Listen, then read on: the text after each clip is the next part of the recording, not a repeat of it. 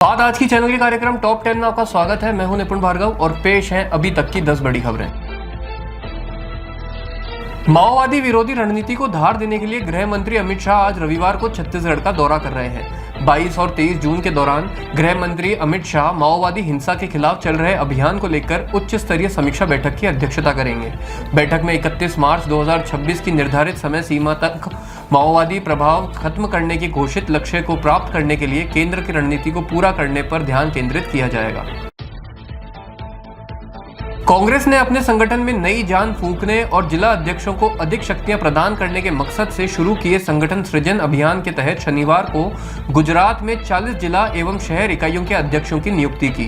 Party ने इस अभियान की शुरुआत गुजरात से की है। 2 महीने से अधिक समय की कवायद और मंथन के बाद ये नियुक्तियां की गई हैं। मुख्य विपक्षी दल का कहना है कि वर्ष 2027 के गुजरात विधानसभा चुनाव के लिए कांग्रेस को तैयार करने की दिशा में यह बहुत ही महत्वपूर्ण कदम है। कांग्रेस अगले कुछ महीनों के भीतर इस अभियान के तहत अन्य राज्यों में भी जिला अध्यक्षों की नियुक्ति की कवायद शुरू करेगी। भारत अपने नागरिकों को लगातार ईरान से निकाल रहा है। विदेश मंत्रालय ने शनिवार को कहा कि ऑपरेशन सिंधु के तहत अब तक 1000 से ज्यादा भारतीय नागरिकों को ईरान से स्वदेश लाया जा चुका है। अब नेपाल और श्रीलंका के नागरिकों को भी इस अभियान में शामिल किया जाएगा। भारत ने बुधवार को ईरान से अपने नागरिकों को निकालने के लिए ऑपरेशन सिंधु शुरू करने की घोषणा की थी। इजरायल ईरान संघर्ष तेज होने के कारण तेहरान से सुरक्षित निकाले गए और भी भारतीय नागरिक शुक्रवार देर शाम तथा शनिवार तड़के दिल्ली पहुंचे। इनमें कई छात्र भी शामिल हैं। असम के गुवाहाटी शहर के पास नीलाचल पर्वत पर कामाख्या धाम में अंबुबासी महायोग 2025 की तैयारियां पूरी हो गई हैं। प्रशासन को उम्मीद है कि इस बार भी इस उत्सव में यहां लाखों श्रद्धालु पहुंचेंगे।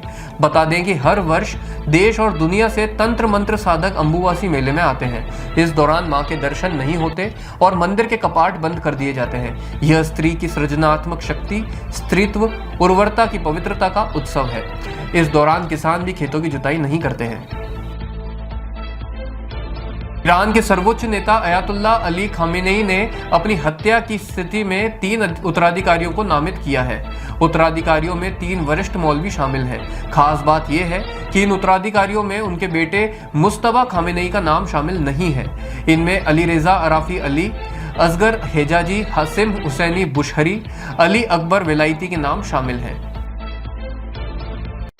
विदेश मंत्री एस जयशंकर ने भारत के पड़ोसी देशों के साथ संबंधों को लेकर बात की है। उन्होंने कहा कि भारत को अपने पड़ोसी देशों के साथ संबंधों के मामले में हर समय सहजता की उम्मीद नहीं करनी चाहिए। उन्होंने बताया कि अमेरिका और चीन के साथ भारत के संबंधों में पिछले 11 वर्षों में काफी बदलाव आए हैं। उन्होंने श्रीलंका और मालदीव का उदाहरण दिया, जहां सरकारें बदली लेकिन भारत के साथ अच्छे रिश्ते बने रहे। इसके लिए भारत ने साझा हित बनाने पर जोर दिया है।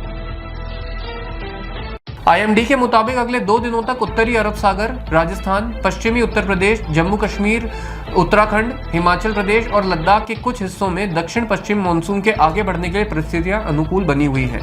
बता दें कि दक्षिण पश्चिमी मानसून जम्मू कश्मीर, दिल्ली, पंजाब, हरियाणा और चंडीगढ़ को छोड़कर पूरे देश में पहुंच चुका है। मानसून के प्रभाव से पूरे देश में झमाझम बारिश हो रही है। पूर्वोत्तर के साथ ही दक्षिण भारत के राज्यों में सबसे ज्यादा हालत खराब है। संयुक्त राष्ट्र महासचिव एंटोनियो गुटेरेस ने अमेरिका द्वारा ईरान पर किए गए हमले को लेकर गहरी चिंता जताई है। एक ट्वीट में गुटेरेस ने कहा कि मैं ईरान के खिलाफ अमेरिका द्वारा बल प्रयोग किए जाने से अत्यंत चिंतित हूं। यह एक ऐसे क्षेत्र में खतरनाक वृद्धि है जो पहले से ही तनाव की कगार पर है और यह अंतर्राष्ट्रीय शांति और सुरक्षा के लिए सीधी धमकी है। उन्होंने चेतावनी दी कि यह संघर्ष बहुत तेजी से नियंत्रण से बाहर हो सकता है, जिससे पूरे विश्व के लिए विनाशकारी परिणाम सिद्ध हो सकते हैं। उन्होंने संयुक्त राष्ट्र के सदस्य देशों से अपील की कि वे हालात को और ना बिगाड़ें और अंतर्राष्ट्रीय कानून और संयुक्त राष्ट्र चार्टर का पालन करें। इंग्लैंड ने ओली पोप के शतक और बेन डकेट के अर्धशतक की मदद से स्टंप्स तक पहली पारी में 3 विकेट पर 209 रन बना लिए हैं। इंग्लैंड की टीम अभी भारत से 262 रन पीछे चल रही है। दिन के खेल की समाप्ति तक पोप 100 और हैरी ब्रूक बिना खाता खोले क्रीज पर मौजूद हैं। भारत के लिए पहली पारी में अब तक तीनों विकेट तेज गेंदबाज जसप्रीत बुमराह ने झटके हैं। मणिपुर में 30 नए मामले सामने आने के साथ कोविड पॉजिटिव मामलों की संख्या 112 तक पहुंच गई है।